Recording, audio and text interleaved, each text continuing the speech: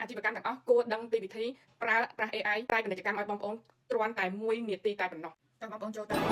ខាត់ហើយបងប្អូនចាក់ពីលើហ្នឹងចាក់កន្លែង search ហ្នឹងបងប្អូនដាក់ថា Giant Video Effect for Food លក្ខណៈម្ហូបអាហារភោជនីយអាហារអីណាគឺ train គឺគួរតែប្រើនៅកម្មវិធីមួយនេះបើមិនប្រើទេគួរស្ដាយមែនតើអញ្ចឹងសម្រាប់បងប្អូនដែលចង់ប្រើប្រាស់ effect for nail ហ្វកញ្ចក់អញ្ចឹងបងប្អូនតែសេដូរតាអក្សរ nail មកអក្សរកញ្ចក់មកគឺវាចេញមកហើយអញ្ចឹងសម្រាប់ខ្ញុំគឺចេញមកហើយនេះឃើញទេខ្ញុំក៏យកអា shape នេះខាងរបស់ខ្ញុំកំពុងជ្រៀងនៅមុខខាងបងប្អូនមើលខ្ជូតហ្មងចាខ្ជូតហ្មងអញ្ចឹងបងប្អូនខ្ញុំបង្ហាញវីដេអូដែលខ្ញុំគាត់ធ្វើម្ហូបអាហារធ្វើអាហារអ្នកប្រើកម្មវិធីខាត់ទៅលោកអ្នកថតរូប